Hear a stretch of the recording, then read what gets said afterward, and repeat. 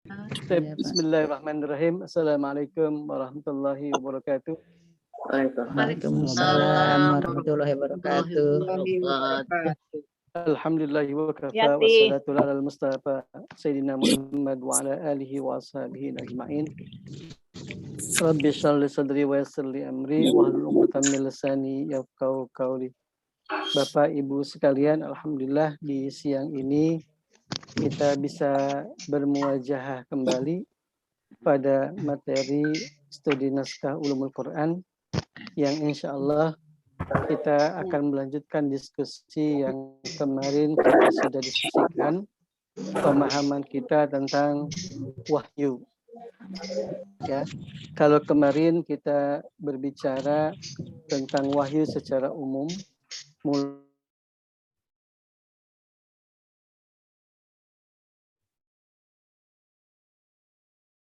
Ustaz ya, kemut Ustaz.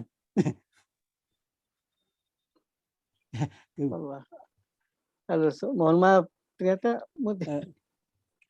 saya mohon maaf. Jadi berarti masih dari tadi, Pak, dari awal? Enggak, baru. Baru saja, oke, baik. Jadi di pekan lalu kita sudah diskusikan tentang al-wahyu. Definisi wahyu, apa sih wahyu itu? Lalu kita sudah definisikan bagaimana pemaknaan wahyu dalam Al-Quran. Apakah wahyu dalam Al-Quran hanya sebatas penjelasan kepada Rasul, ya kan, min anbiya'illah, atau ada pemaknaan lain? Kemarin kita sudah jelaskan, bisa jadi wahyu yang diberikan oleh Allah Subhanahu wa Ta'ala dalam tanda kutip ya, artinya pemaknaan wahyu dalam Al-Quran itu sebagai apa? Insting. Suaranya nggak kedengaran, Pak Ustadz. Halo? Suaranya. Terdengar, Bapak? Sudah jelas saya kira. Jelas, jelas. Ya. Jelas dari sini jelas. Lagi di perjalanan itu.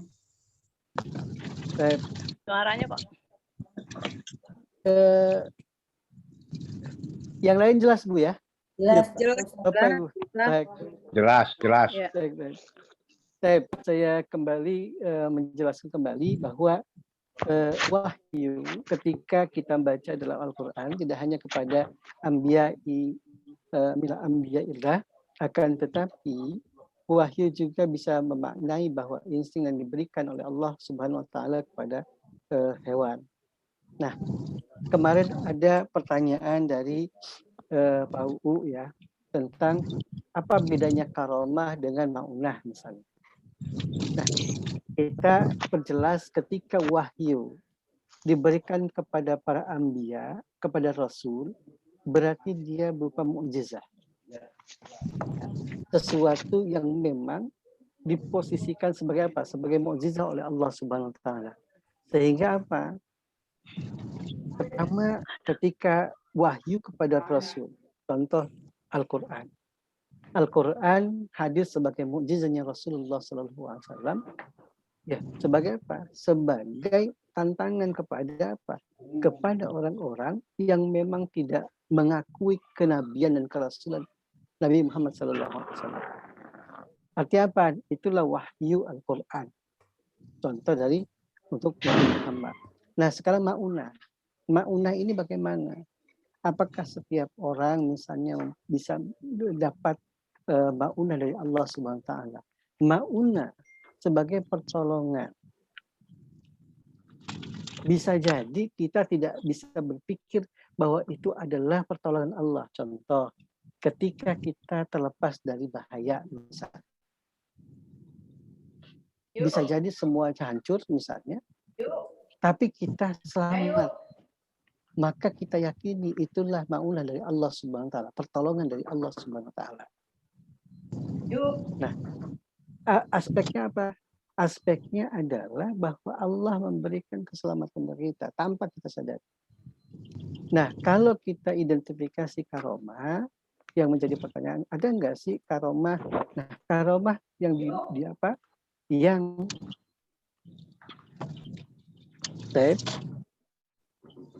dimiliki misalnya, atau yang diberikan oleh Allah Subhanahu wa taala kepada siapa? Kepada orang-orang misalnya yang memang as-salihun. Nah, itu memungkinkan. Kenapa?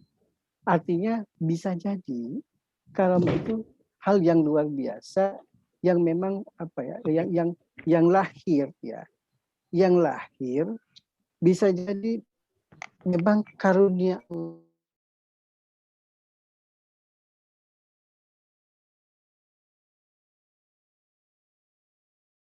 kami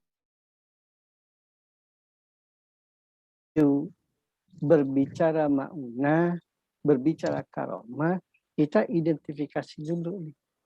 Kalau wahyunya kita hubungkan dengan Anbiya, para nabi, maka itulah bisa kita identifikasi sebagai mukjizat. Nah, itu ya harus kita pahami terlebih dahulu. Nah, ma'unah siapapun bisa dapat. Artinya apa? Itulah pertolongan Allah Subhanahu wa ta'ala. Nah, karomah ini artinya apa? Sebentar. Ma'unah ya diberikan oleh Allah Subhanahu wa ta'ala. Diberikan oleh Allah Subhanahu wa ta'ala. Bagaimana?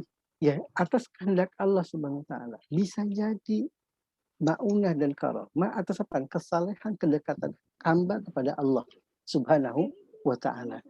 Oleh karenanya, setiap orang memungkinkan dengan apa?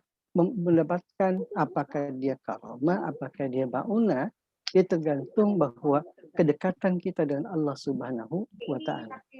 Kalau dikatakan itu kejadian luar biasa, hal di luar kebiasaan misalnya, hal di luar nalar kita, bisa jadi. Gitu. Nah, bahwa yang perlu kita pahami itulah satu, bisa jadi karomah dan makna adalah sesuatu yang diberikan Allah Subhanahu wa taala kepada seseorang. Bisa jadi berupa pertolongannya yang memungkinkan dimiliki oleh manusia. Nah, itu yang bisa saya jelaskan untuk Pak UU ya. Artinya kita mendiskusikan kemarin, kalau diskusi kemarin kita masuk misalnya apa tentang wahyu misalnya, apakah wahyu itu hanya misalnya al-i'lamul khafi as-sari al-khas biman yujahu ilaihi misalnya, atau dia kita maknai sebagai apaan? Kalamullah ta'ala al-munazzal ala nabi min anbiya misalnya, firman Allah yang diturunkan kepada nabi. Kalau kita identifikasi sebagai firman Allah yang diturunkan kepada para anbiya, maka itulah yang disebut kalau dikaitkan dengan Muhammad bahwa itulah mukjizah. Kapan mukjizah? Di mana mukjizah? Di Al-Qur'an. Kalau kita sebutkan wahyu, identifikasi kepada Al-Quran, misalnya kepada Nabi Muhammad, maka ya wahyu itu adalah mukjizah Nabi Muhammad. Namun demikian, kata-kata wahyu, auha misalnya, itu bisa jadi ketika kita baca dalam Al-Quran, bisa jadi identifikasi kemana? Ke ilham, naluri kepada binatang. Atau gerizah, gitu. Gerizah apaan? Ya, gerizah ilham fitri yang dimiliki oleh manusia. Ketika misalnya kemarin kita jelaskan bagaimana Allah memberikan petunjuk ilham ya. Berupa apa? Untuk apa yang dilakukan terhadap Nabi Musa. Lalu bagaimana ketika Allah memberikan petunjuk wahyu misalnya dengan kata-kata kata-kata petunjuk dalam apa kaitan dengan hewan misalnya, itu apa? Seperti ya lebah disuruh Allah buatlah tempat-tempat tinggalmu di pepohonan misalnya. Nah, itulah kata-kata wahyu yang dalam Al-Qur'an. Oleh karenanya ketika kita berbicara wahyu, maka kita harus memahami nih definisinya masing-masing. Mungkin itu yang bisa saya review terhadap kajian kemarin. Maka di siang ini sore kita akan mendiskusikan kaifiyatu wahyillah ila rusulihi. bagaimana cara Allah memberikan wahyu itu kepada Rasul. Nah, ini kita berbicara wahyu Rasul, ya, tentang wahyu kepada Rasul. Jadi kalau kemarin termnya adalah satu, betul wahyu berkaitan kepada Rasul, lalu kita baca term wahyu dalam bentuk-bentuk yang lain, maka saat ini kita akan mendiskusikan bagaimana wahyunya Allah, ya, berarti kalamullah nih, ya. Kalau identifikasi wahyu kalamullah kepada anbiya, berarti ini bisa jadi kalau kita dekatkan kepada Nabi Muhammad, maka kita identifikasi Al-Quran sebagai wahyu Allah, kalamullah, maka disitulah mukjizat. Nah, kemarin sudah kita bagi, insya Allah hari ini ada Bu Rian ya? Iya Pak Ustadz. Bu Haryanti, Bu Hajati Baroya, Bu Ismiari, dia. Ya. Saya mohon maaf jika ada kekeliruan nama karena saya ngambil dari absensi ya. Yang awal nih.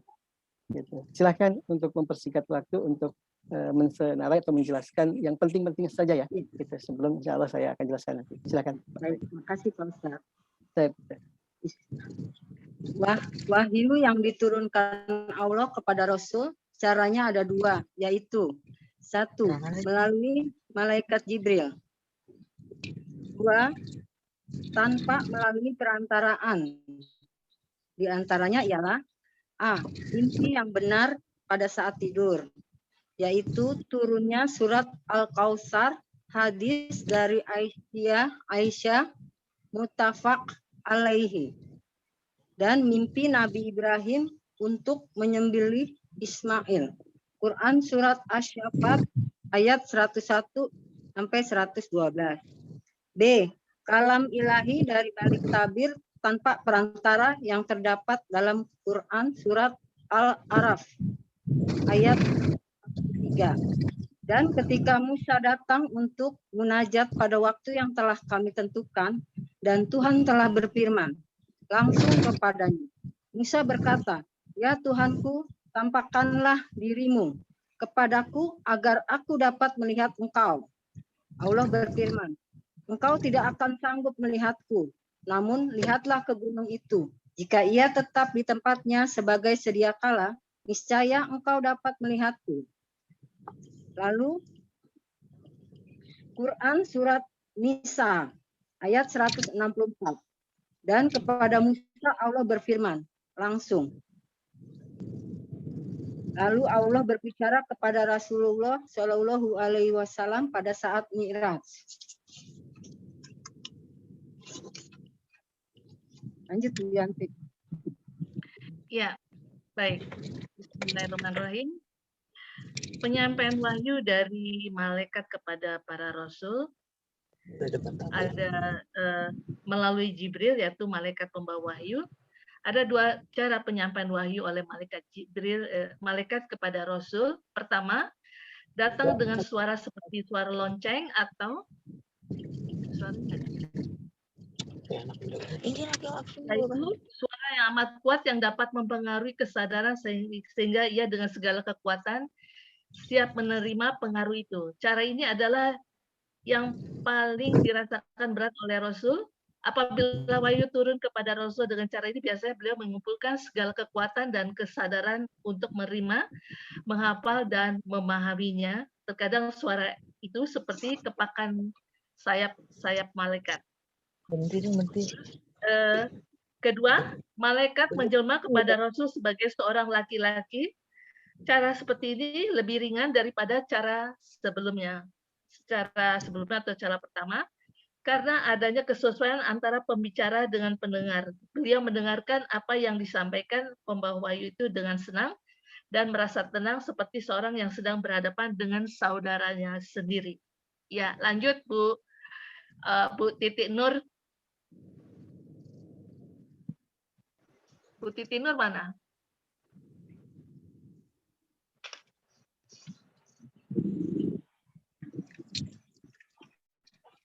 Bu Titi Nur. Itu yang di jalan bukan tuh ibunya? Titindo tadi ada kok. Belum dibuka itu. Kayaknya speakernya belum dibuka kayaknya. Assalamualaikum. Waalaikumsalam wabarakatuh. Ya, Bu Kedengaran, Titi Pak? Nur. Ya. Silakan Titi Bu. Nur, silakan. Kedengaran, Pak? Suara saya kedengaran? Kedengaran, silakan. Oh ya. Kedengaran. Oh ya, oke. Bismillahirrahmanirrahim. Kalau tadi telah dijelaskan mengenai cara turunnya wahyu, sekarang ada juga yang dibahas yaitu mengenai keraguan para penentang wahyu. Para penentang wahyu pada zaman jahiliyah maupun sampai sekarang sering meragukan kebenaran wahyu.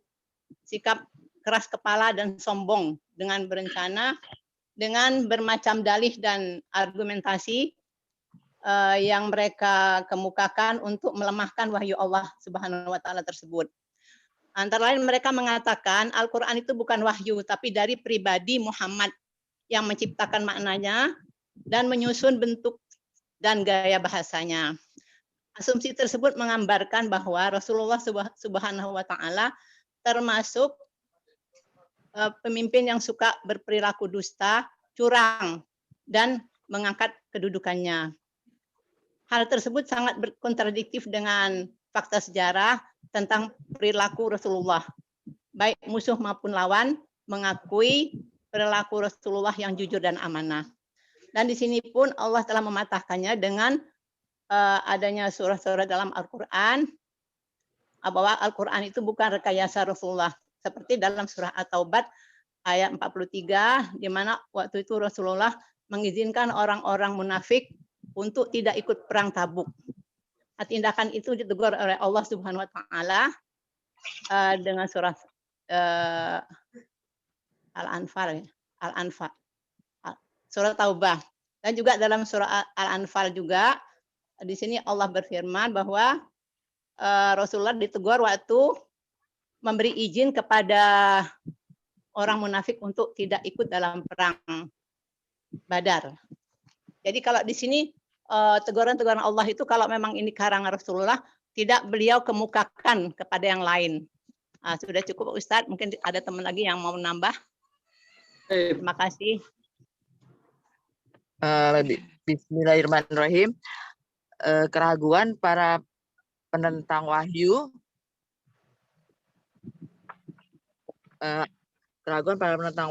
berasumsi bahwa menyangka Rasulullah mempunyai ketajaman akal, penglihatan yang dalam, firasat yang kuat, kecerdikan yang hebat, kejernihan jiwa dan renungan yang benar, sehingga Al-Quran merupakan hasil penalaran intelektual dan pemahamannya.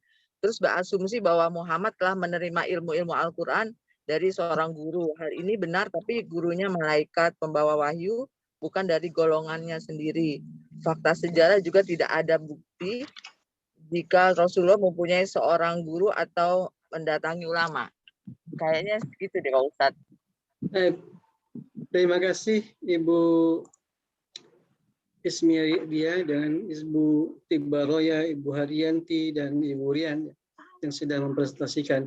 Cuma memang saya keliru itu terlalu masuk ke ranah diskusi tentang keraguan, harusnya di bab wahyu saja ya. Bapak Ibu sekalian, terima kasih. Bapak Ibu-Ibu yang sudah presentasikan, terima kasih. Saat ini yang ditampil di layar Bapak Ibu apa sekarang? Wahyu kepada Rasul. Wahyu pada Rasul. Wahyu kepada Rasul. Baik, baik Bapak.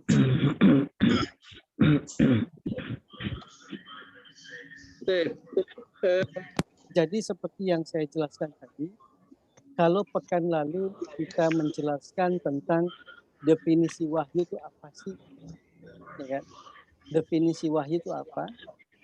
Lalu ketika kita pahami wahyu adalah sesuatu yang diberikan oleh Allah misalnya kepada anbiya, berarti wahyu itu adalah mukjizah bagi para anbiya. Namun dalam Al-Quran, penggunaan kata wahyu tidak hanya sebagai mukjizah, akan tetapi mempunyai makna yang sudah kita jelaskan kemarin. Nah, sekarang kita akan masuk kepada kalau memungkinkan boleh di mute ya speakernya Bapak Ibu.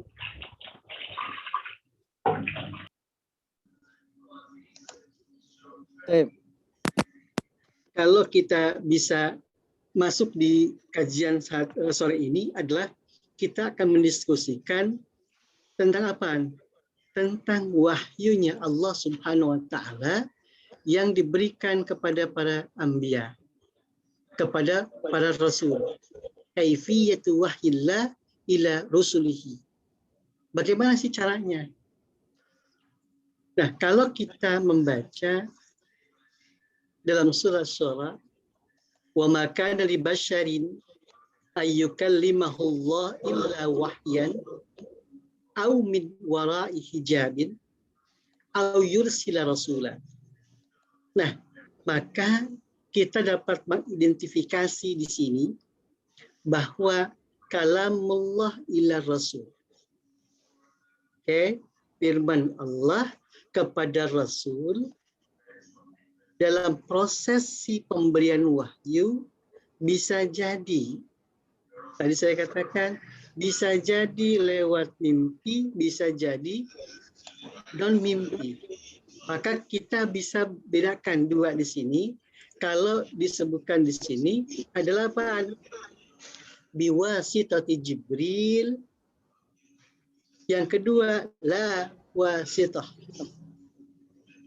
Artinya apa? Yang satu dengan perantara, yang satu tidak berantara. Di pertemuan pembahasan tentang Al-Quran, saya sudah jelaskan bahwa bagaimana sih cara Nabi, kita khususnya kepada Nabi Muhammad, menerima wahyu Allah Subhanahu wa ta'ala. Maka ada dua tipe penerimaan. Pertama, menerima langsung. Artinya dia langsung tanpa perantara. Yang kedua, menerima wahyu dengan perantara malaikat. Clear Bu ya? Jadi ketika kita berbicara wahyu, saya masuk dulu kepada gambar biar agar kita bisa memahami. Ini kan prosesi turunnya Al-Quran. Atau saya mulai dari sini.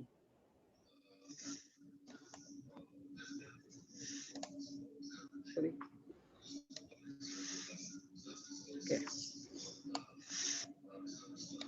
Lauhul Mahfud, Baitul Izzah, lalu Nabi Muhammad, sahabat.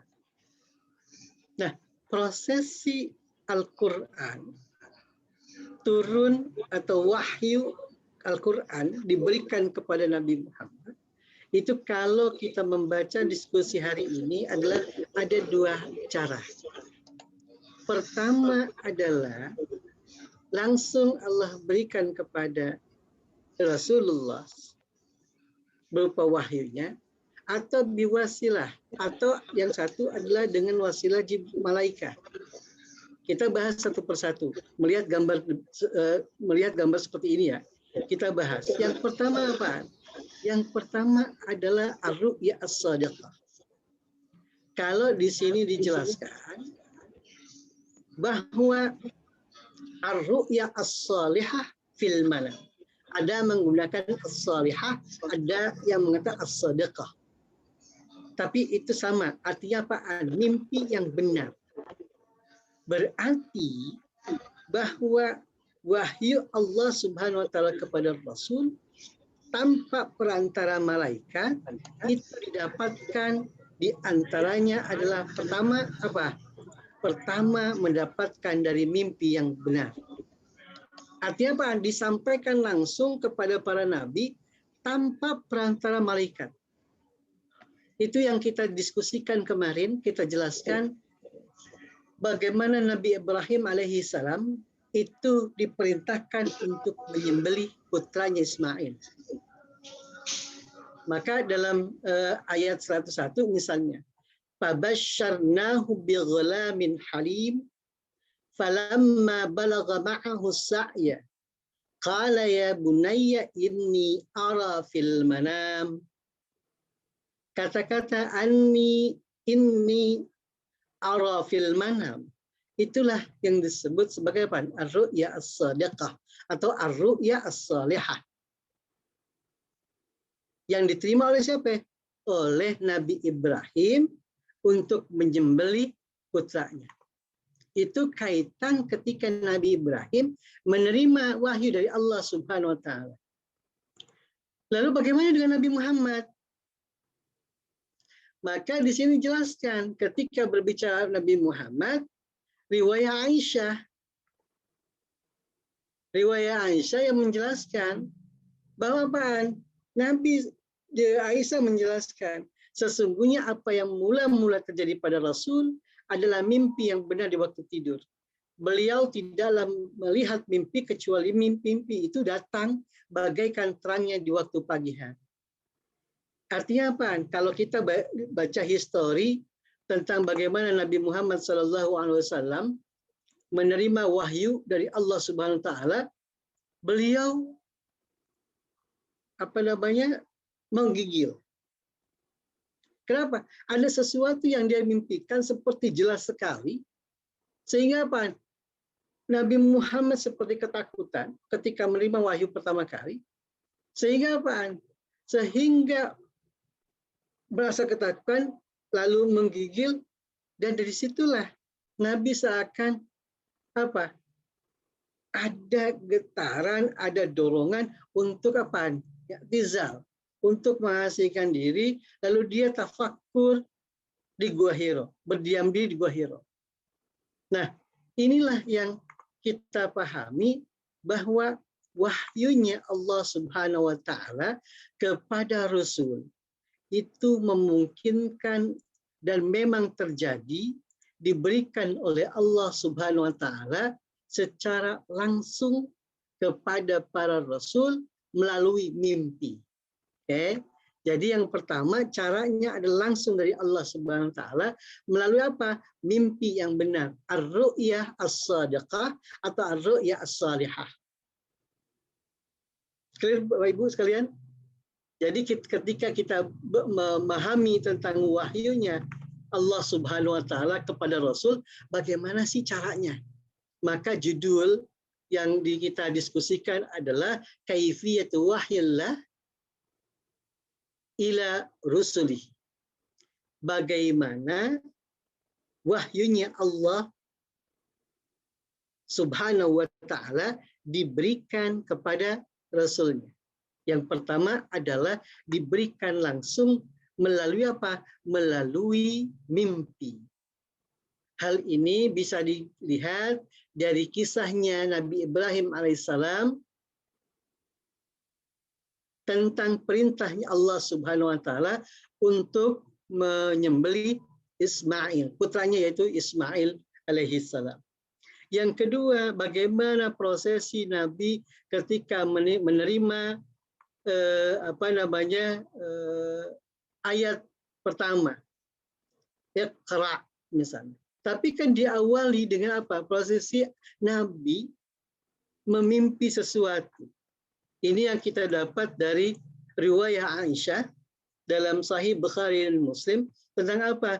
Tentang bagaimana Nabi menerima wahyu adalah ketika beliau benar-benar ketika tidur memimpi dan tidak bisa melihat mimpi kecuali mimpinya itu bagaikan apa?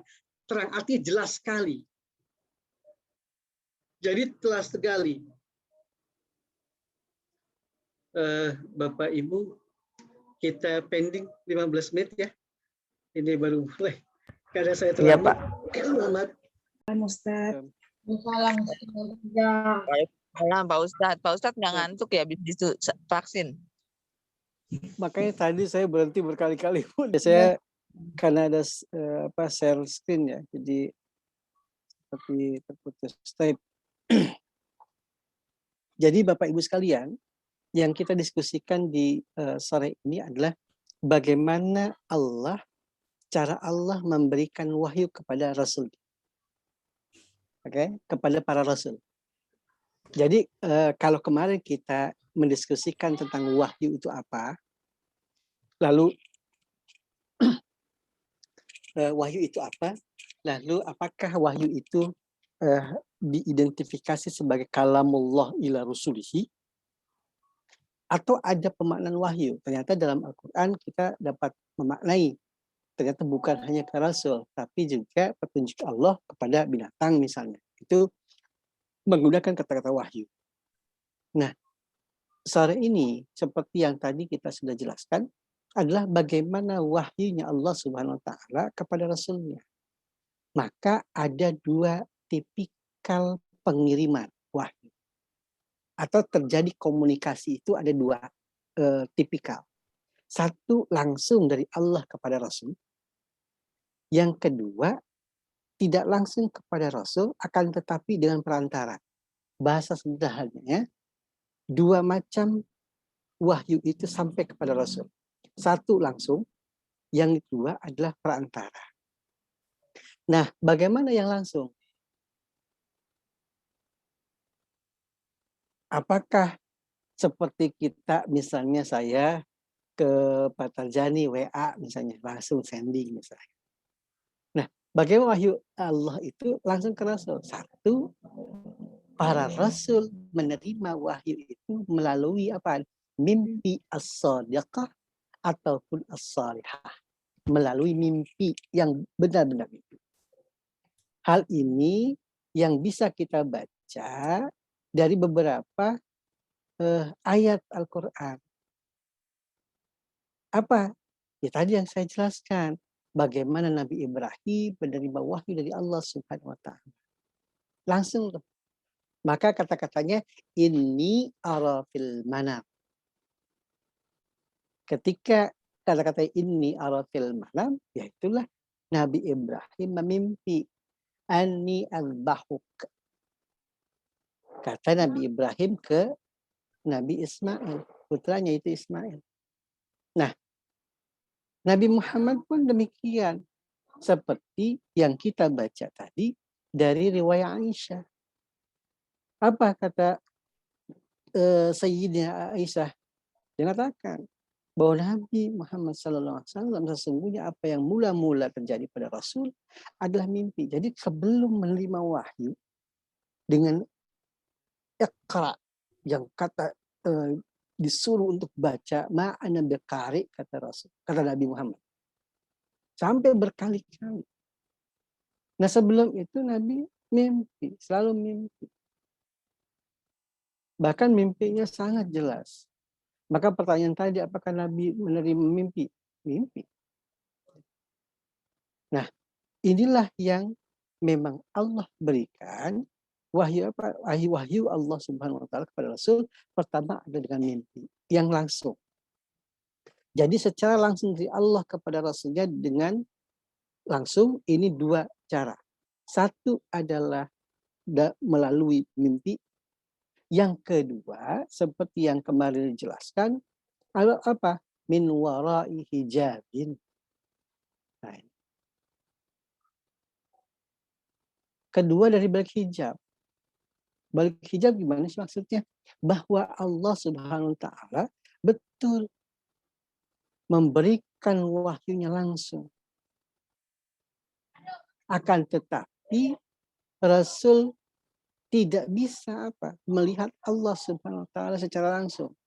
Artinya ketika saya contohkan sedang menjelaskan ke Bapak Ibu sekalian, Bapak Ibu bisa mendengarkan suara saya dan bisa melihat.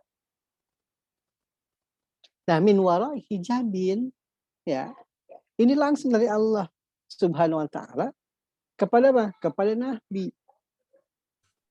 Bedanya saya tutup videonya. Nah,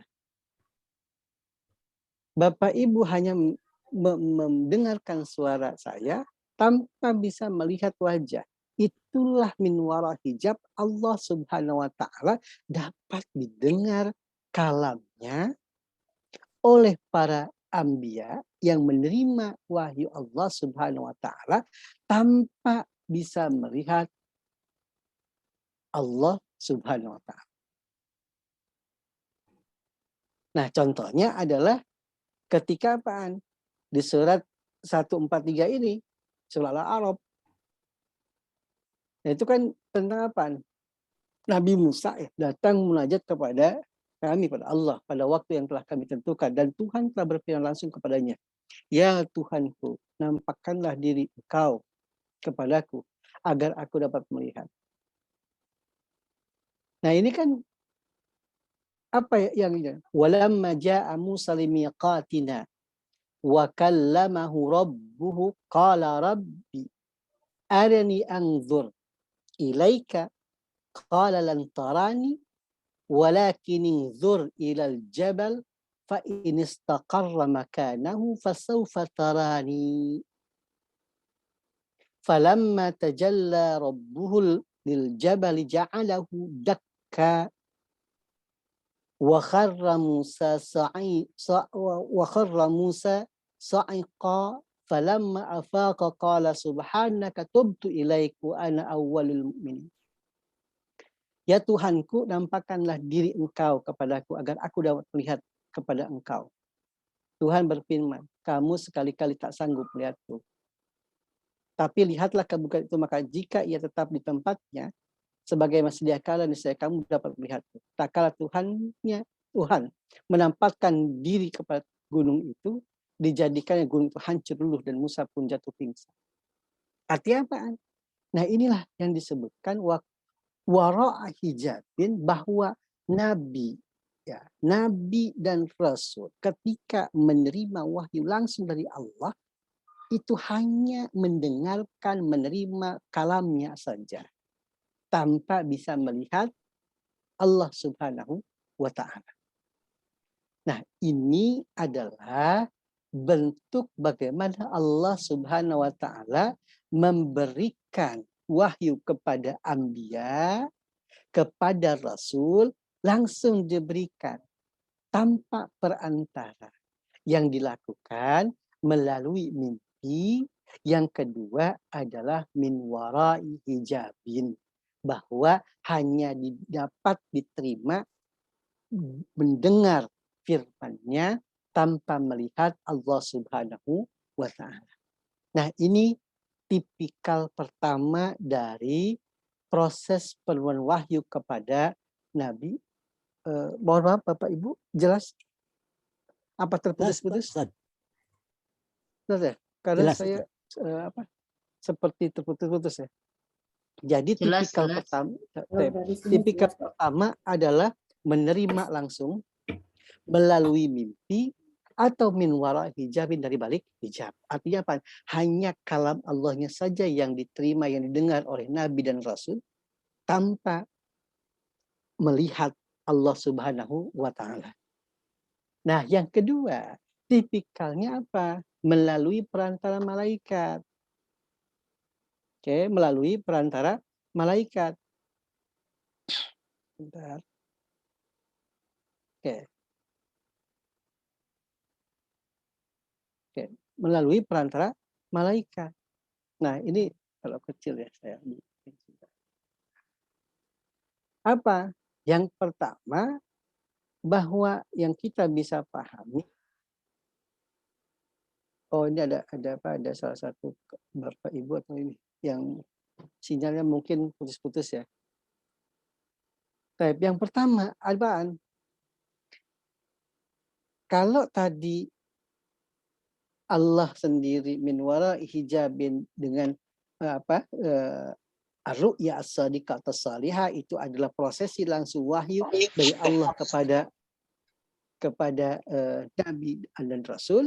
Maka tipikal kedua ada perantara. Siapa perantaranya? Malaikat, yaitu malaikat Jibril.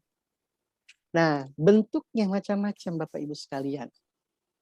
Satu, ketika datangnya wahyu kepada Nabi Muhammad, contohnya malaikat Jibril datang, ya, datang kepada Nabi Muhammad seperti apa? Suara dencingan lonceng. Dalam historis, dalam ceritanya, ketika Nabi menerima wahyu dengan tipikal seperti ini, dengan perantara malaikat, dengan suasana seperti gemerincing lonceng, ini yang dianggap sebagai penerimaan wahyu paling berat.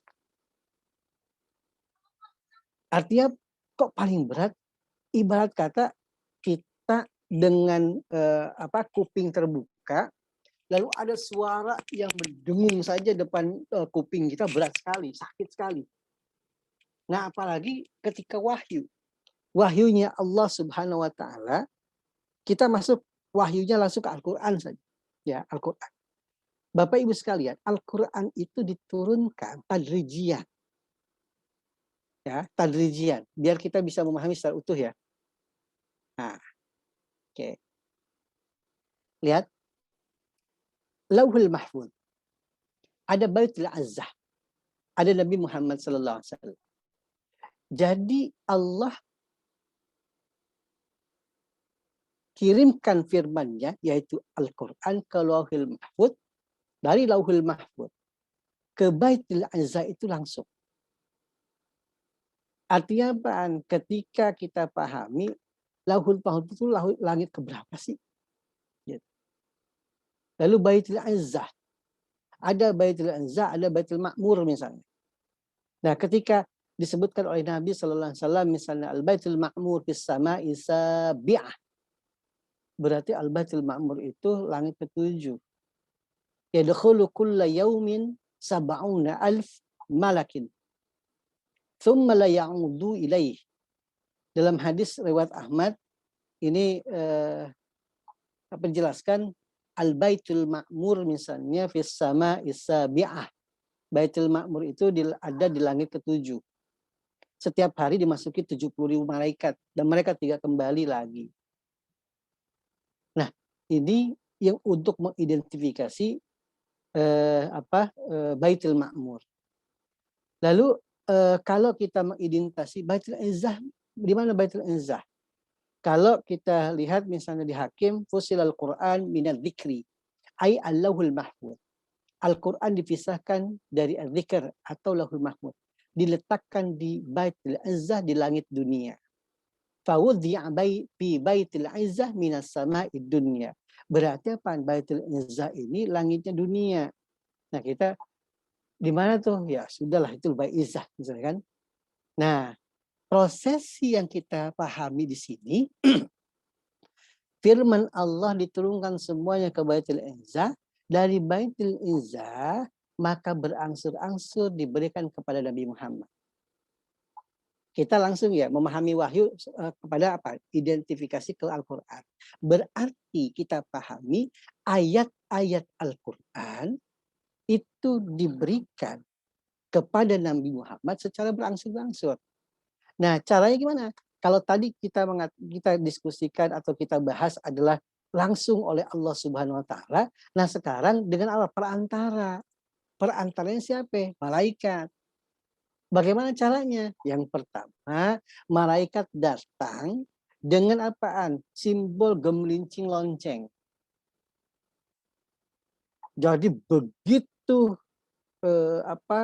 suasananya, mungkin suasananya ya kita bisa merasakan lah bagaimana gemerincing lonceng gitu kan, itu memengatkan telinga, sehingga apa? Menurut histori para pakar sejarah, itulah yang paling berat ketika Nabi menerima ayat itu dengan bentuk perantara malaikat dengan gemerincing lonceng. Nah, itu yang pertama. Yang kedua, malaikat berwujud sebagai manusia. Jadi berwujud bermanusia. Nah, ketika berwujud manusia, Bapak Ibu sekalian mungkin masih ingat hadis tentang mal iman, mal Islam, apa itu rukun iman, apa itu rukun Islam, apa itu ihsan. Nah, itu kan di dalam riwayat, dalam hadis dijelaskan. Saya cari dulu sebentar di Syamilah ya, sebentar hadisnya yang mengidentifikasi misalnya mal iman misalnya. Sebentar.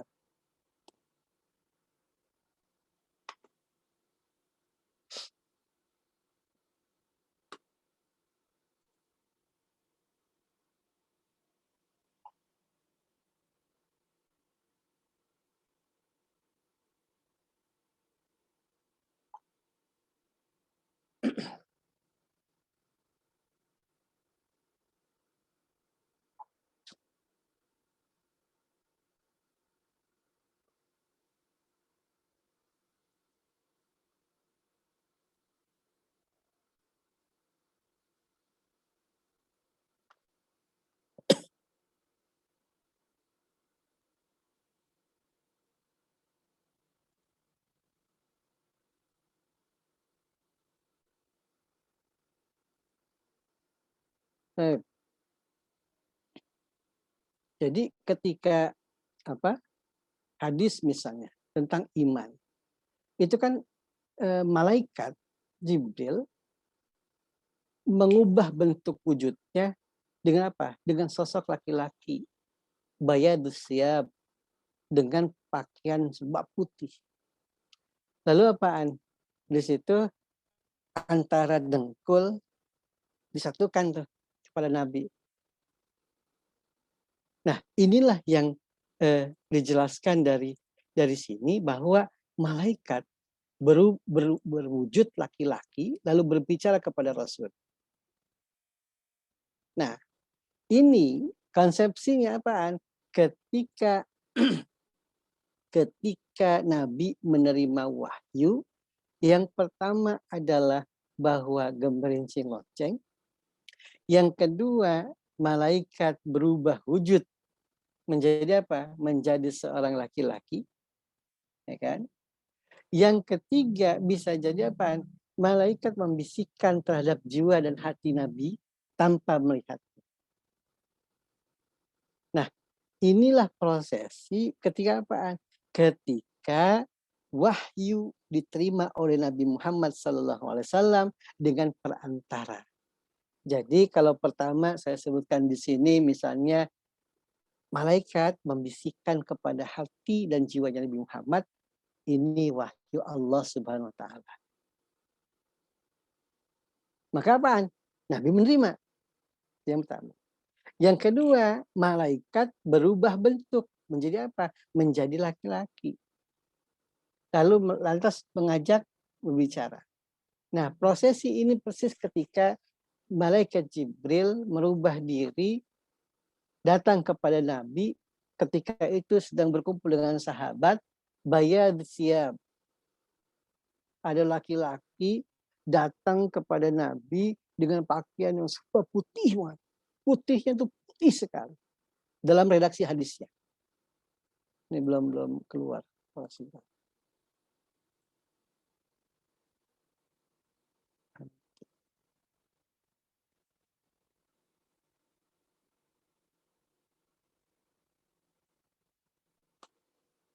Jadi datang ketika itu digambarkan dalam hadis tersebut itu betapa laki-laki tersebut. Nah ini dia hadisnya. Saya bacakan Bapak Ibu sekalian. Hadatsana Abu Ammar Al-Husain bin Huraith Al-Khura'i qala akhbarana Waqi' an Kahmis bin Hasan an Abdullah bin Buraidah an Yahya bin Ya'mar qala awwalu man takallama fil qadar Ma'bad Al-Juhaini qala fa kharajtu ana wa Humaid bin Abdurrahman Al-Himyari hatta ataina Al-Madinah faqulna law lakina rajulan min ashabin Nabi sallallahu alaihi wasallam fasalna amma ahdath haula'il qaum. Ini panjang sekali. Ya. Tapi saya akan potong. Kunna indah. Qala Umar bin Khattab. Ini dari Umar. Umar berkata, kunna inda Rasulullah sallallahu alaihi wasallam faja'a rajulun syadidu bayadis thiyab.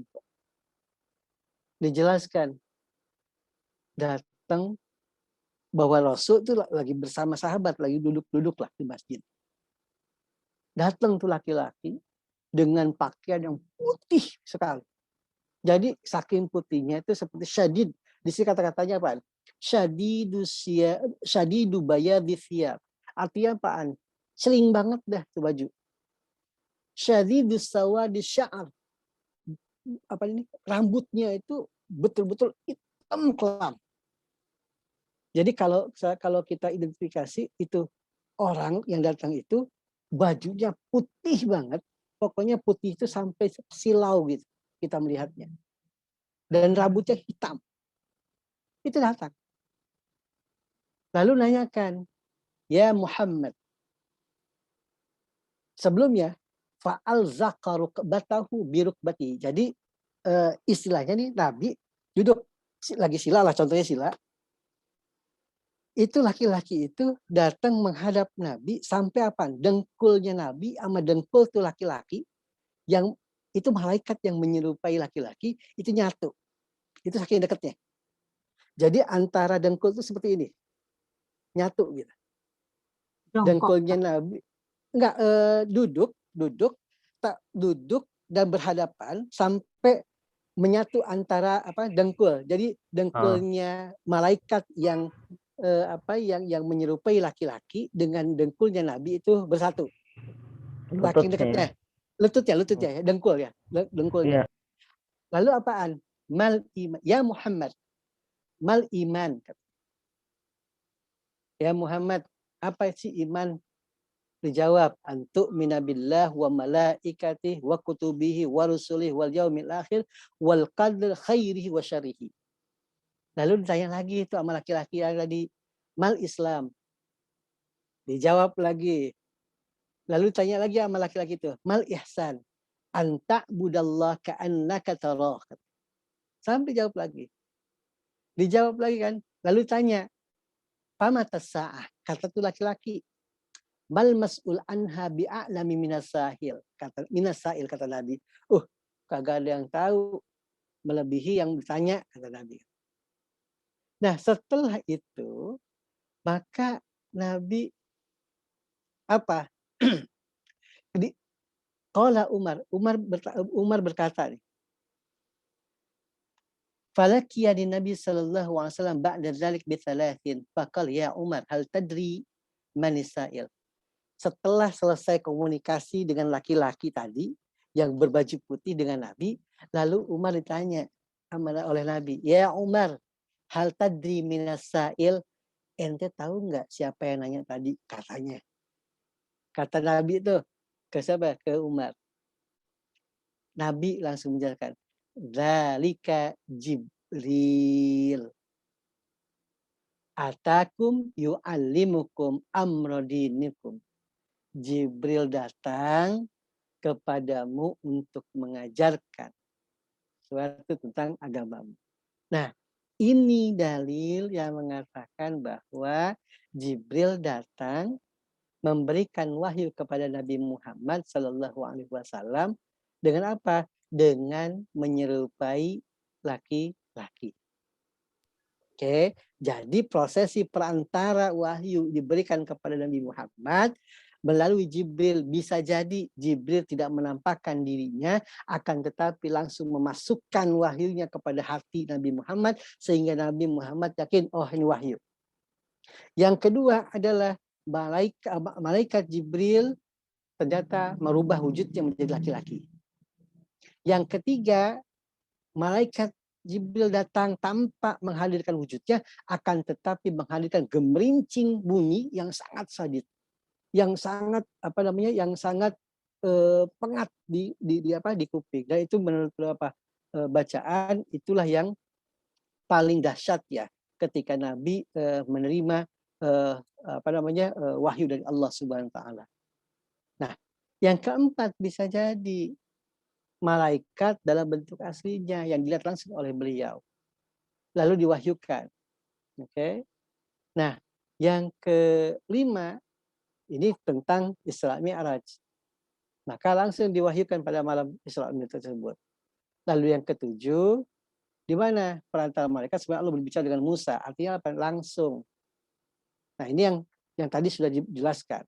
Nah, Bapak Ibu sekalian, kita fokus ketiga hal ini, bahwa wahyu yang diterima oleh Nabi Muhammad SAW memang bisa saja diterima langsung dari Allah kepada Nabi Muhammad melalui apa?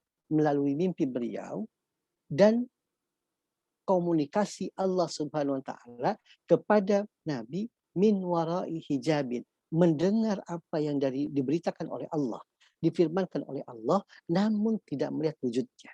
Itu yang langsung diterima oleh Nabi. Yang kedua, biwasitati malaikat, yaitu Jibril. Dengan perantara wasilah. Siapa wasilahnya? Jibril. Maka ketika Jibril menerima wahyu dari Allah, lalu Jibril menyampaikan kepada Nabi Muhammad, bisa jadi Jibril tidak menampakkan dirinya, akan tetapi langsung mengendapkan dalam hati Nabi Muhammad, ini adalah, atau membisikkan, ini adalah wahyu Allah Subhanahu wa taala. Yang kedua, bisa jadi Jibril merubah dirinya, menampakkan dirinya sebagai apa? Wujud laki-laki seperti hadis yang saya bacakan tadi. Yang ketiga, Jibril tidak menampakkan dirinya. Akan tetapi simbol suasana bahwa Jibril memberikan wahyu kepada Nabi Muhammad dengan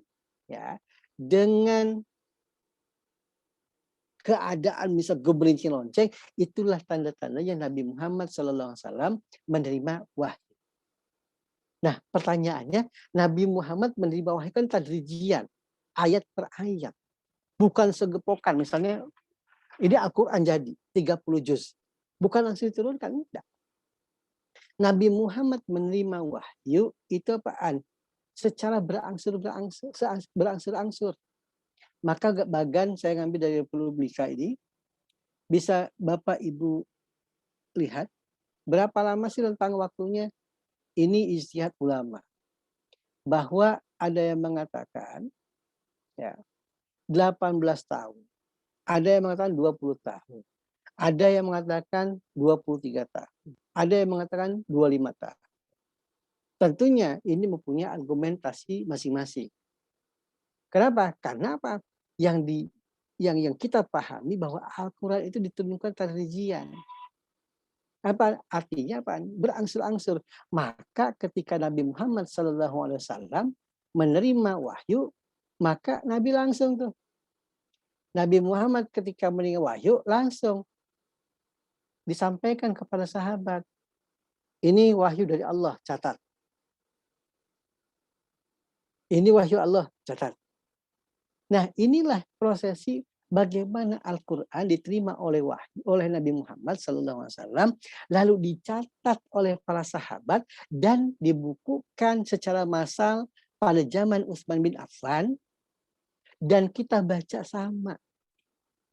Nah, ini yang pembahasan kemarin kita bahas antara al-farqu bainal hadis bainal Qur'an wal hadis.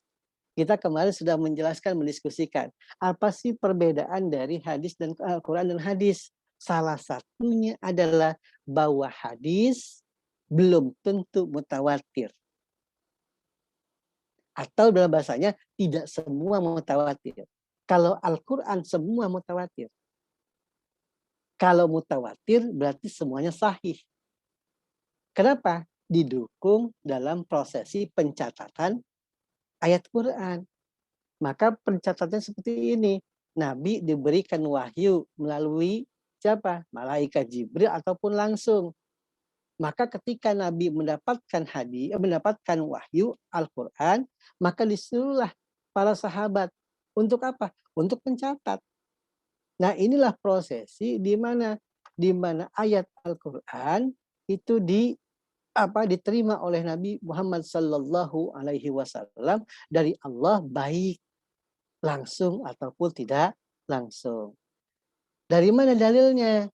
Dalam Sunan Tirmidzi dijelaskan, haddatsana Muhammad bin Bashar qala haddatsana Wahab bin Jarir qala haddatsana Abi qala sami'tu Yahya bin Ayyub yuhadditsu an Yazid bin Abi Habib an Abdurrahman bin Syamamah an Zaid bin Thabit qala kunna inda Rasulullah sallallahu alaihi wasallam nu'allif al-Qur'ani minar raqa, katanya.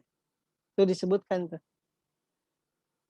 Kami mengumpulkan, di mana ngumpulin? Kalau dari hadis yang panjangnya disebutin para sahabat itu menulis di mana? Riqa itu lempengan ya. Lalu ditulis juga di aktaf, tulang binatang, pelepah kurma, batu tipis, dan di mana? Di dapnya. Kalau dalam bahasa Arab ada fis sudur, dalam dada, yaitu hafalan. Maka dalam teori tulis menulis pada zaman Rasul ada dua hal. Tulis menulis secara kasat mata bisa dilihat lewat tulisan, lalu tanpa dilihat secara kasat mata yaitu lewat hafalan. Nah, inilah Bapak Ibu sekalian prosesi bagaimana wahyu ya dari Allah Subhanahu wa taala itu diterima oleh Nabi Muhammad SAW. Artinya kesimpulannya bisa jadi wahyu yang diterima oleh Nabi Muhammad SAW itu dengan dua cara. Yang pertama langsung dari Allah Subhanahu wa taala dengan berupa apa? Berupa ar-ru'ya as-shadiqah atau ar-ru'ya as-salihah, artinya mimpi yang benar. Yang kedua adalah melalui apa? Melalui min wara'i hijabin. Nabi mendengar perkataan Allah, firman Allah tanpa melihat Allah. Bentuk kedua dalam penerimaan wahyu bisa jadi ada perantara. Siapa? Malaikat. Maka malaikat yang menjadi perantara wahyu itu adalah siapa? Adalah malaikat Jibril. Jibril hadir bisa jadi Jibril tidak menampakkan dirinya, tapi mengendapkan dalam hati Nabi dengan seluruh keyakinannya ini wahyu Allah Subhanahu wa taala. Yang kedua, Jibril seperti dalam riwayat hadis menampakkan dirinya kepada Nabi sebagai apa? Sebagai laki-laki yang datang menjelaskan wahyu Allah Subhanahu wa taala. Yang ketiga, bisa jadi Jibril tidak menampakkan dirinya, akan tapi simbol keadaan seperti gemelonceng-lonceng, itulah sebagai tanda bahwa Nabi mendapatkan wahyu Allah Subhanahu wa taala. Nah, pembahasan terakhir yang tadi jawabkan, kenapa sih banyak yang tidak percaya kepada Nabi Muhammad? Artinya kenapa yang tidak banyak yang tidak percaya bahwa Al-Quran adalah wahyunya Allah, artinya firman Allah, kalamullah. Yang tidak percaya, kenapa? Menganggap apaan? Nabi itu ummiyu, maka tidak mungkin. Ummiyu itu di situ, ummiyu kan? Ummiyun itu, Nabi itu nggak bisa baca, nggak bisa tulis. Maka ketika suruh baca, Iqra' ma'ana biqari. Maka kaum orientalis berpikiran bagaimana Al-Quran itu hadir sebagai kalamullah. Paling karangan Nabi Muhammad, kan lucu. Nah inilah yang digugat oleh para orientalis. Kenapa? Karena ketidakberimanan kepada Allah dan Rasulnya. Nah itu tidak perlu kita bahas panjang lebar ya, karena bukan bagian dari pembahasan kita. Tapi yang terpenting adalah bahwa prosesi penerimaan wahyu Al-Quran dari Allah kepada Nabi Muhammad bisa jadi menggunakan perantara, bisa jadi tidak menggunakan perantara. Artinya apaan?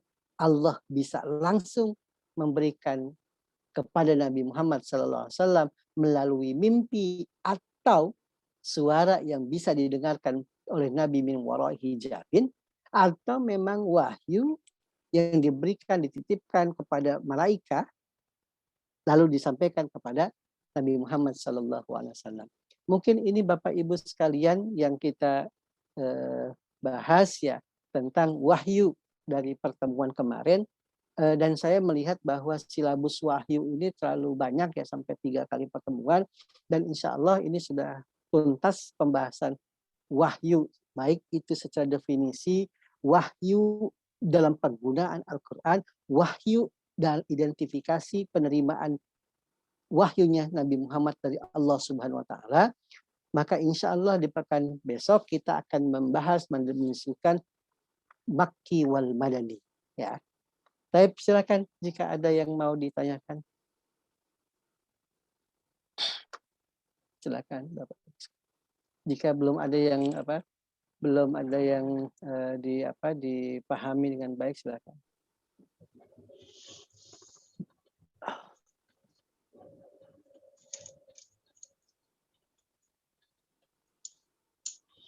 Assalamualaikum, Ustaz. Waalaikumsalam warahmatullahi wabarakatuh. Biar kelihatan. Saya mau tanya Pak. Jadi Pak Rusli. Menyangkut tata cara turunnya wahyu Allah kepada Nabi Rasul, itu kan ada perantara, ada tidak ada perantara. Yang melalui perantara malaikat Jibril yang tadi Bapak bahas tentang iman, Islam, ihsan dan kiamat dan tanda-tandanya.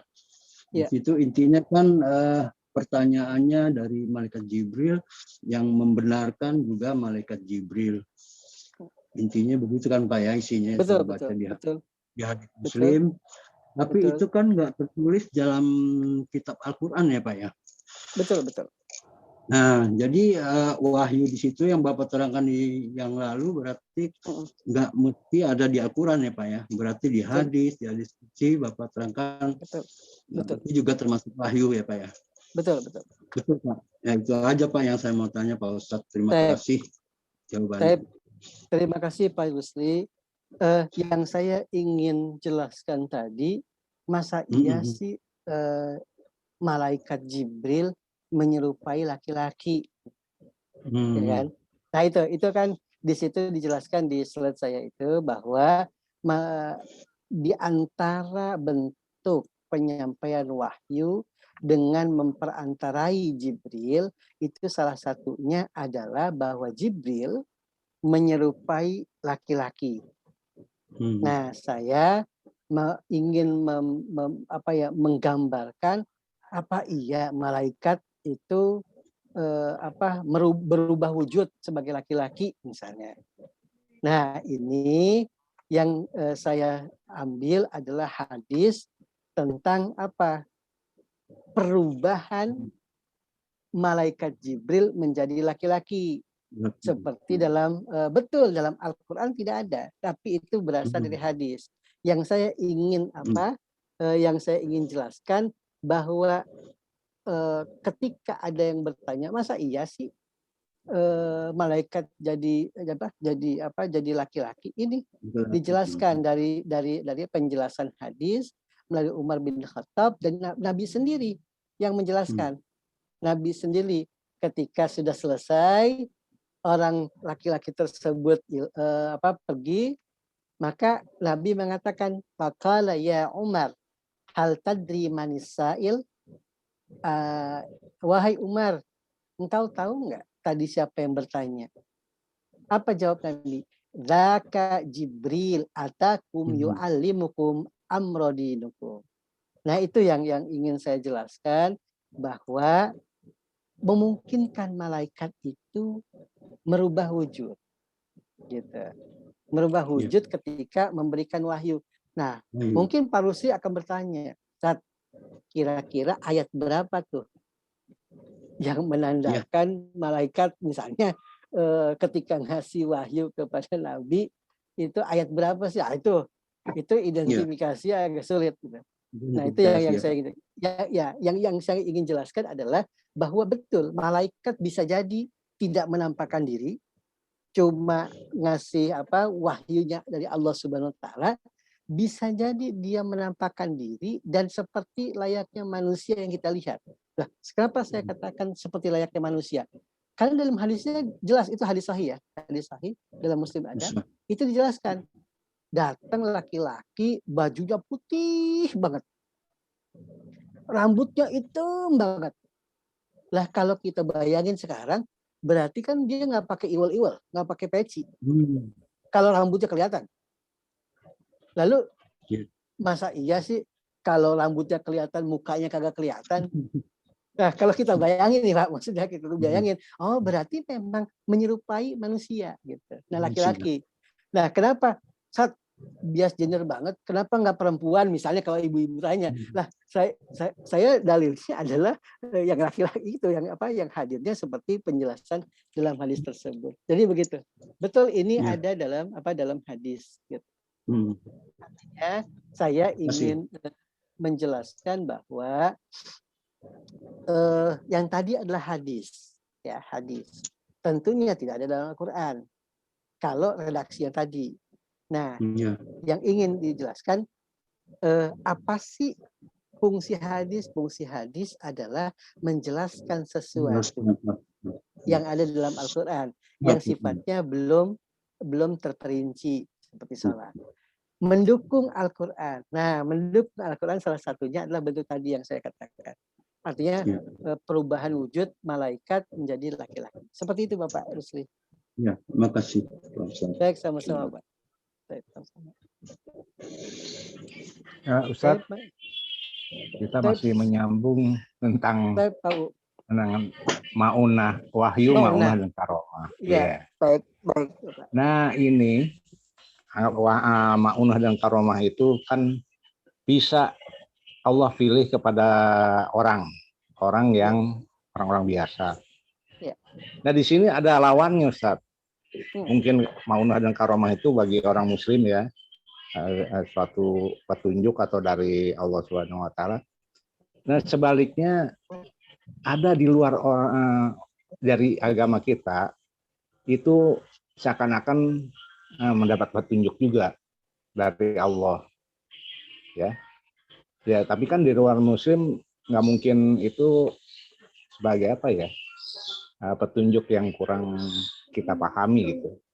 Tapi ada juga ada kemampuan lah, maksudnya bisa mengobati, bisa memberi apa petunjuk-petunjuk yang di luar nalar kita, tapi itu di luar Muslim. Itu lawan dari maunah ya Ustaz. Apa namanya itu? Apa termasuk itu dapat petunjuk juga dari Allah? Mungkin yang saya bisa pahami adalah suatu kelebihan seseorang ya yang diberi sesuatu kelebihan yang dimiliki oleh orang lain. Artinya apa? Ini kan yang kita diskusikan tataran sebagai di tataran manusia, bukan tataran Rasul atau Nabi. Kalau kelebihan sesuatu atau kelebihan atau kemuliaan Nabi dan Rasul, tentunya itu masuk ke dalam mukjizat. Nah, bagaimana manusia biasa? Ada maunah, ada karamah. Bisa jadi, Bapak. Allah memberikan maunahnya kepada seseorang yang dianggap salihun. Maka dalam tawasul misalnya dengan para saleh itu memungkinkan, para anbiya memungkinkan.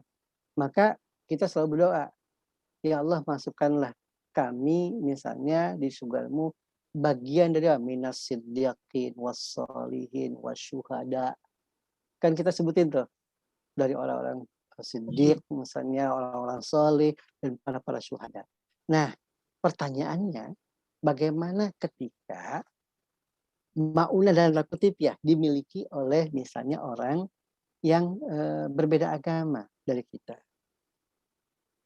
Jangan jauh-jauh berbeda agama Bapak Ibu sekalian. Bisa jadi kelebihan yang dimiliki oleh seseorang itu yakin minallah, bisa jadi bukan dari Allah Subhanahu wa Ta'ala. Hal gaib misalnya, kan bisa jadi ada dari setan. Maka tadi disebutkan ar-ru'ya as-salihah atau ar-ru'ya as-sadiqah, mimpi yang benar-benar. Nah sekarang kan banyak beberapa tahun yang lalu misalnya ada yang mengatakan, oh saya mendapatkan firman Tuhan, maka mengangkat dirinya menjadi nabi misalnya. Kan beberapa tahun kemarin banyak nabi-nabi palsu kan. Nah dari mana sandarannya? Dari mimpi. Maka disebutkan dalam ar-ru'ya as-sadiqah, ar-ru'ya as-sadiqah atau salihah, bahwa disebutkan mimpi yang benar-benar. Nah, ketika seseorang menerima mimpi, katanya ketemu Tuhan misalnya, nah itu pasti benar atau tidak? Pasti dia benar. Satu, kalau diambil dari definisi Nabi Khataman Nabiyyin, yaitu Nabi Muhammad, selesai.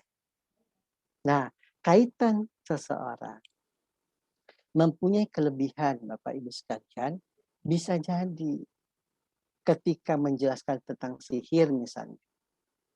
Yang hadir siapa? Syaitan. Kan bisa jadi. Gitu. Oleh karenanya, kemampuan seseorang itu kita bisa lihat. Bisa lihat satu, dari mana kita bisa lihatnya? Dari personnya, dari orangnya. Kalau memang betul-betul memang kita ma'ruf, diketahui ibadahnya bagus misalnya kepada Allah, lalu dalam kesehariannya mencirikan seorang abid soleh, bisa jadi dia memang diberikan misalnya karomah oleh Allah Subhanahu wa Ta'ala. Kenapa? Karena bisa jadi kalau kita tidak bisa membedakan itu, bisa jadi kita tidak bisa membedakan antara wali dengan dukun. Bisa jadi kita tidak bisa membedakan antara wali dengan misalnya paranormal gitu. Nah itu dalam kehidupan sehari-hari Bapak sekalian. Walaupun secara kasat mata kita tidak bisa membaca. Contoh. Ya karena saya juga bukan mendalami di situ ya. Contoh. Ketika misalnya PAUU masuk dalam tarekat, lalu sudah masuk ke dalam dunia sufi, menjadi sufi. Saya pribadi tidak bisa membaca apa yang dirasakan oleh PAUU dalam dunia tasawuf. Kenapa? Yang bisa membaca PAUU sebagai seorang sufi, ya sufi itu sendiri. Makanya ketika ada tasawuf, misalnya falsafi, Abu Yazid Al-Bustami misalnya sampai dibunuh misalnya. Kenapa? Karena mengeluarkan kata-kata tidak lazim. Oleh karenanya, kata-kata tidak lazim. Oleh karenanya yang bisa memahami misalnya, oh seorang ini mempunyai misalnya karomah. Kalau yang karomah punya siapa sih? Misalnya orang soleh wali. Ya bisa dibaca ya dari orang-orang soleh juga. Dan kita, saya pribadi lah, bukan kita, saya lah misalnya, yang mengikuti pendapat para ulama, alim ulama. Oleh karenanya kita harus bisa membedakan mana sih yang disebut kalau minallah misalnya, kelebihan seseorang, kemampuan seseorang yang betul-betul dari Allah Subhanahu wa taala atau dari selain Allah. Kenapa? Yuwaswis an-nas itu pasti. Setan itu hadir kok. Setan itu hadir sebagai apa? Sebagai Tuhan. Itu pasti. Nah, itulah yang mungkin kita bisa kita diskusikan Bapak PAUU ya. Artinya tidak keluar dulu dari agama kita lah. Dalam agama kita banyak sekali. Atau yang terbaru misalnya. Apa yang di Bekasi itu yang bisa menggandakan uang ya.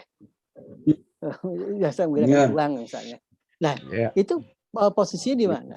Nah, itu kan itu yang perlu kita pahami bahwa satu, ma'unah Allah itu pasti ada. Karomah seseorang alim salihun memungkinkan diberikan oleh Allah Subhanahu wa taala. Akan tetapi kita harus lihat gitu. Misalnya dulu sebelum bangsa Arab, sebelum Islam hadir, itu yang paling diagungkan siapa Bapak? Yang paling diagung ahli nujum yang bergabung dengan ahli sihir, ahli syair, ahli syair, tokoh tukang nujum dan orang-orang ahli syair. Kenapa ahli syair itu didewakan oleh bangsa Arab sebelum Islam? Kenapa? Mempunyai kelebihan. Kenapa? Seseorang yang membuat syair begitu indah itu tidak lepas dari apa Pak? Kontemplasi. Kalau bahasa kita apa namanya itu? Kalau meditasi. Meditasi itu sama dengan semedi, mendapatkan sesuatu dan itu memungkinkan apa? Setan ikut dalam hal tersebut. Nah gitu, Bapak. Walhasil kalau kita yakini meyakini hal gaib itu adalah wajib. Meyakini. Akan tetapi pembagian yang gaib itu ya harus kita pilah-pilah. Mana sih yang menjadi keyakinan, mas yang tidak. Paling itu tahu. Iya, syukron. Baik, sama-sama. Dekat-dekat lihat nanti. Kan itu. Baik, Bapak, Ibu sekalian. Ya, termasuk saya sekarang nih sedang membimbing mahasiswa yang sedang mengkaji tentang paranormal, perspektif hadis misalnya. Nah ini berat bagi saya betul karena saya tidak memahami konteks bagaimana sih. Tapi ya ini saya belajar untuk mengkaji bagaimana sih gitu kan. Kalau kita katakan misalnya, ini bacanya juga Al-Quran misalnya. Oh bacanya juga dari ini misalnya. Nah itu yang dikaji dalam perspektif hadis gitu. Misalnya. Kenapa? Satu, ada hadis yang mengatakan ini sahih. Man atta arrafan fasa'alahu an syai'in Ya, man ata arrafan. Dukun paranormal ahli nujum disebut arrafan, disebutnya dalam hadis, man ata arrafan fasa'ala an syai'in, dan dia datang menanyakan sesuatu. Apa kata Nabi? Lam tuqbal salatuhu arba'ina lailatan. Nggak akan diterima salatnya 40 hari, 40 malam. Bayangkan, itu datang nanya gitu kan. Kenapa? Itu kalimat matanya itu begitu dalam sebetulnya. Ketika kita datang, kita bertanya, dijawab, pasti kita meyakini. Maka itu masuk kepada asyirku. Itulah asyirku. Maka kata Nabi, ya kalau kapan bisa diampuni, ya harus taubat begitu. Nah ini perlu kajian untuk hal-hal yang kayak. Mungkin itu Bapak Ibu sekalian. Apa Ustadz, masih ada yang? Pak Ustadz tanya Pak Ustadz. Ya, Pak Ustadz, Ibu Titik silakan. mutawatir itu penjelasannya gimana Pak Ustadz? Baik. Mutawatir itu seperti yang saya jelaskan. Mohon maaf ya, ini ada di layar saya, ada 2 layar. Oke, mulai Pak Terjani, Bu Titi, terus Bu Senem, Bu Haryanti sampai Bu Nelita. 1, 2, 3, 4, 5, 6, 7, 8, 9, 10, 11, 12, 13, 14, 15, 16, 17, 18, 19, 20, 24. Oke. Saya berbicara di depan Bapak Ibu sekalian, ini ada 24 di layar pertama, secara keseluruhan ada sebentar 33. Oke. Nah, saya sampaikan, hari ini saya mengajar tentang wahyu Allah kepada Rasul. Jelas ya? Nah, Pak Tarjani punya murid 10. Disampaikan apa yang saya sebutkan barusan. Bu Titi menyampaikan ke muridnya, kebetulan Bu Titi punya 10 murid. Sama dengan Pak Tarjani. Bu Titi menyampaikan apa yang saya sampaikan juga. Bu Haryanti menyampaikan juga ke muridnya yang kebetulan punya murid 10 juga. Bu Siti Wasimah punya murid juga 10, menyampaikan apa yang saya sampaikan. Bahwa saya mengajar, misalnya saya mengajar tentang wahyu. Artinya apa?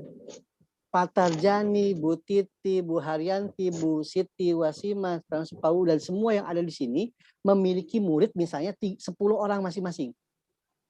Berarti 10 kali 33 kan? Berarti omongan saya sudah direkam oleh 33 peserta SNUP, lalu disampaikan ke murid, masing-masing murid, semua nih, misalnya semuanya punya 10 murid, disampaikan ke murid-murid masing-masing apa yang saya sampaikan. Berarti sudah berapa? 33 dikali berapa? 10. Masing-masing murid-murid Bapak Ibu sekalian menyampaikan lagi ke muridnya 10 lagi. Ya. Nah, itulah mutawatir. Mutawatir itu adalah satu riwayat yang disampaikan dan diterima oleh banyaknya periwayat. Oke. Nah, bandingannya apaan? Yang mutawatir ahad. Nah, Al-Quran, Bapak Ibu sekalian, saya tadi jelaskan di gambar tersebut dari Nabi Muhammad. Dan saya balikan ini ya.